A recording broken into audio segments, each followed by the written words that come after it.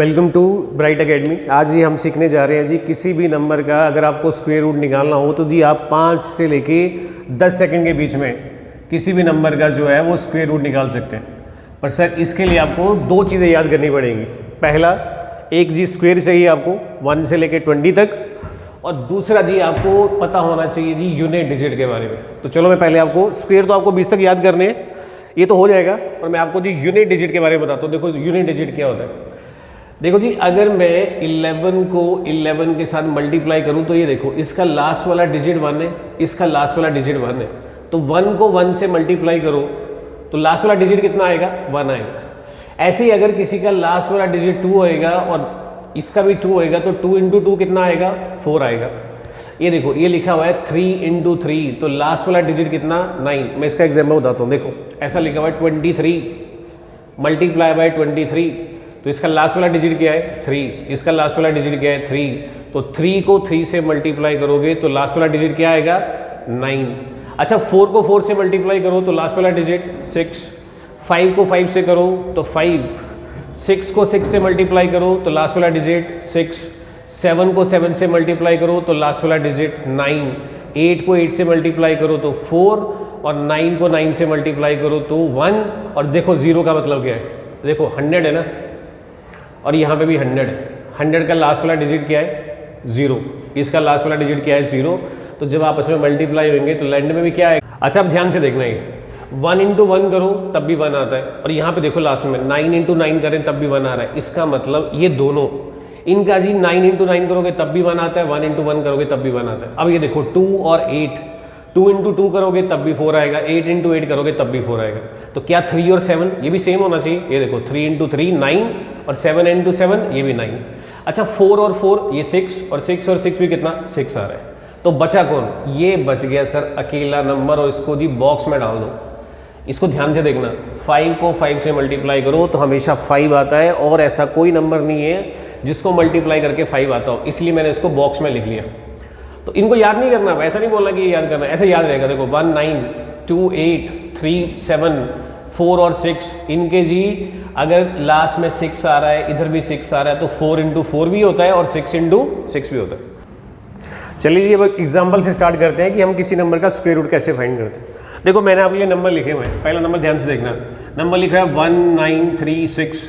देखो जी हमें कोई ऐसा नंबर चाहिए जिसको मैं उसी नंबर से मल्टीप्लाई करूं तो मेरा आंसर आ जाए 1936।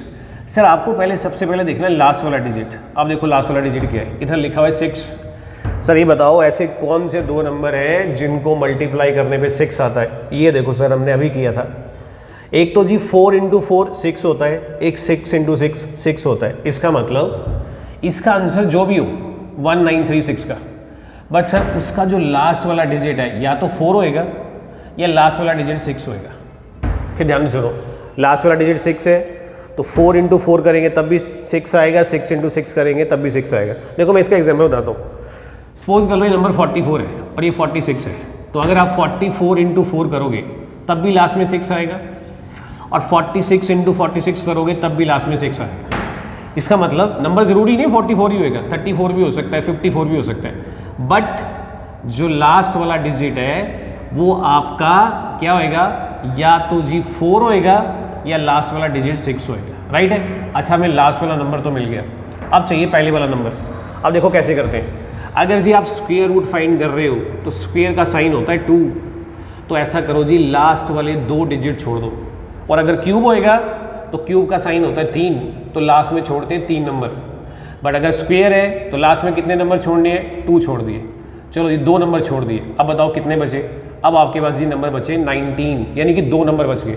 अब जरा इधर आ जाओ और मुझे बताओ जी कौन से 2 नंबर ऐसे हैं जिनके स्क्वायर के बीच में 19 बढ़ता है। तो ध्यान से देखना, इधर है जी 4 का स्क्वायर 16 और 5 का स्क्वायर 25, क्या 19 इसके बीच में आएगा, इधर आएगा 19।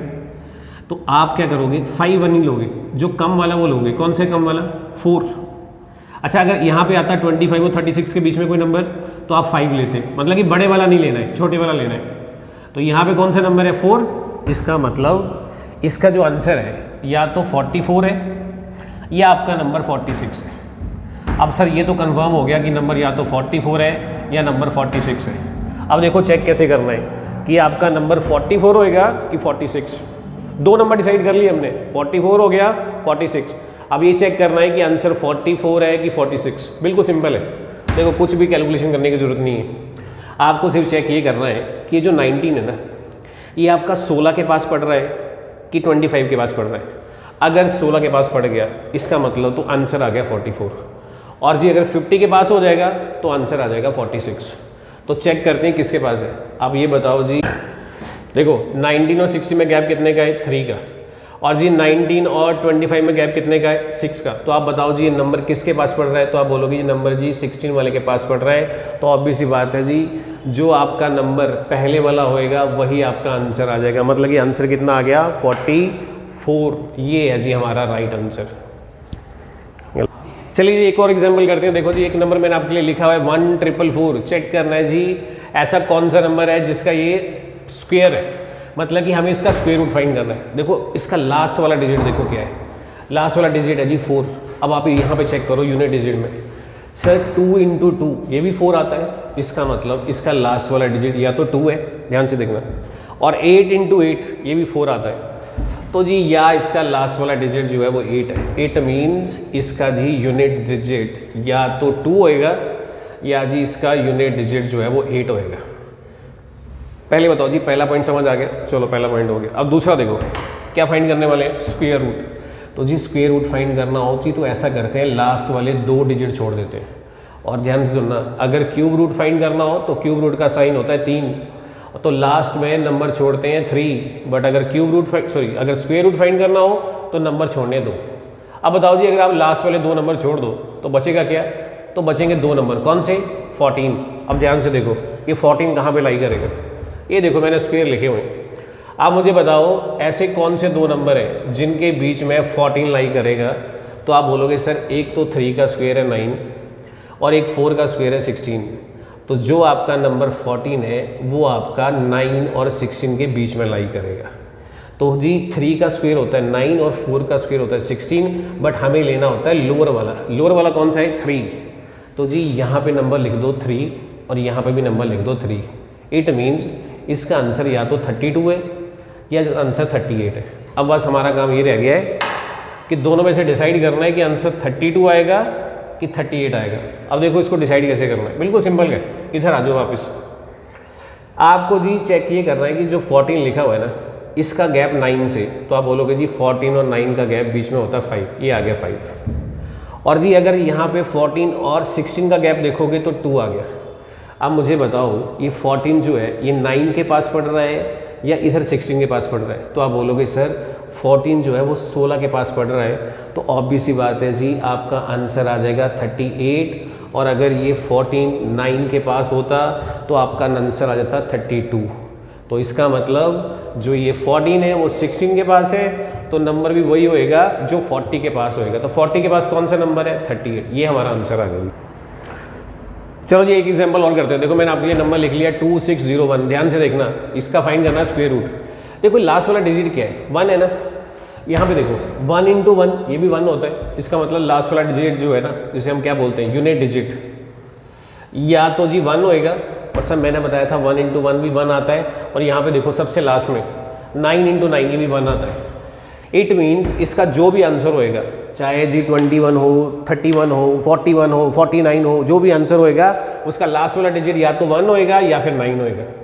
अब देखो क्या फाइंड करना है, स्क्वायर रूट। तो ऐसा करो जी लास्ट में 2 नंबर छोड़ दो, बस ये 2 नंबर छोड़ दिए, ये 1 भी छोड़ दिया, 0 भी छोड़ दिया, कितना बचा 26।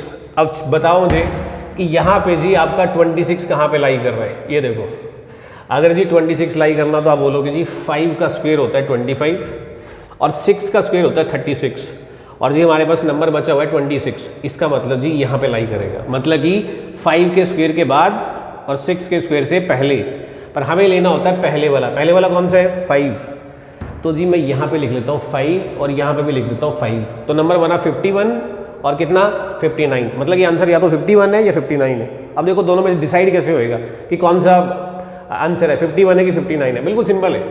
ये बताओ 25 और 26 इसमें गैप 1 का, और 26 और 36 में गैप कितने का, 10 का। बताओ किसके पास है, तो आप बोलोगे जी 25 के पास है।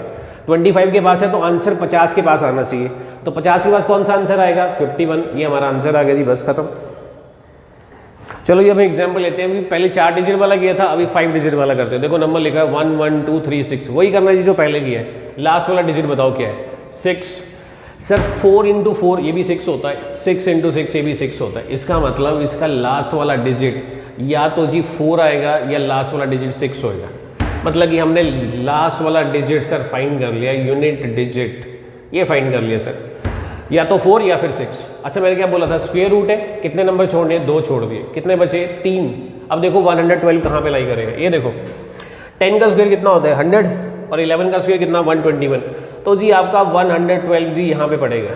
इसका मतलब ये हुआ जी कि 10 के स्क्वायर के बाद और 11 के स्क्वायर से पहले, बट हम लेते जी पहले वाला कौन सा है 10, यहाँ पे लिख दो सर। इसका आंसर जी या तो 104 है या फिर 106 है। अब डिसाइड कैसे करेंगे 104 है कि 106 है। देखो जी 10 का स्क्वायर 100 और 11 का 121। अब ये बताओ कि ये 112 और 100 इसके बीच में गैप कितने का, तो बोलोगे 12। अच्छा 112 में और 121 में गैप कितने का, तो आप बोलोगे 9। अब मुझे बताओ कि ये 121 के पास पड़ रहा है या 100 के पास, तो आप बोलोगे ये गैप कम है जी, तो ये आपका 11 के स्क्वायर के पास पड़ रहा है। मतलब कि आपका आंसर आ गया 106 और यही हमारा राइट आंसर है।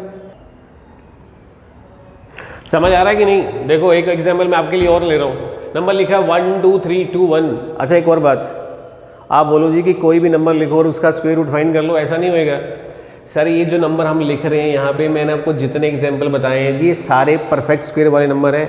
ऐसा मत बोलना कि भाई नंबर लिखा है 1 2 3 1 1, सर इसका भी हम ऐसे ही फाइंड कर देंगे। ध्यान रखना मैं जितने नंबर यहाँ पे लिख रहा हूँ मैं सारे नंबर वो लिख रहा हूँ जो ऑलरेडी परफेक्ट स्क्वायर है। ये मेथड जो बता रहे हैं ये उन नंबर का है जो ऑलरेडी परफेक्ट स्क्वायर है। चलो देखो अब ध्यान से देखना, ये लास्ट वाला डिजिट क्या है 1 है ना, ये देखो 1 इंटू 1 1 आता है। चलो जी 1 आ गया। और बताओ 9 इंटू 9 1 आता है।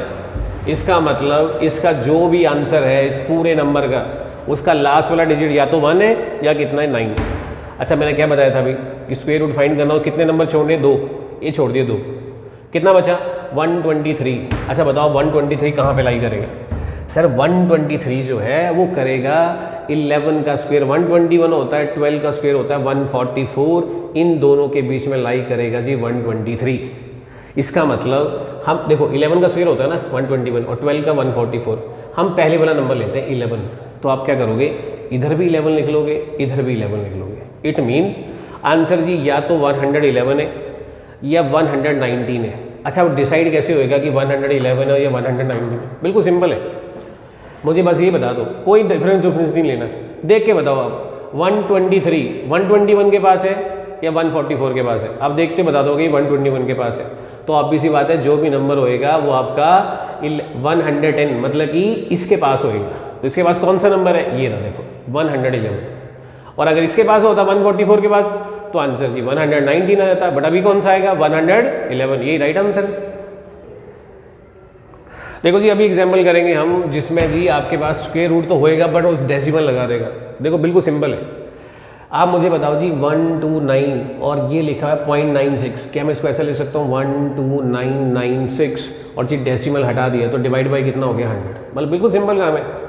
100 का स्क्वायर हमें पता कितना होता है 10, वो यहाँ पे लिख दिया पहले ऑलरेडी 10। मतलब कहने का मतलब क्या है, मुझे से 12996 इसका स्क्वायर रूट निकालना है, दैट्स इट, फिर आंसर आ जाएगा। देखो मैं अलग से निकालता हूँ 12996। अच्छा बताओ लास्ट वाला डिजिट क्या, अभी क्या बताया 6 है ना, ये देखो 4 इंटू 4 6 आता है, 6 इंटू 6 आता है। इसका मतलब इसका लास्ट वाला डिजिट या तो 4 है या 6 है। लास्ट वाला डिजिट आ गया।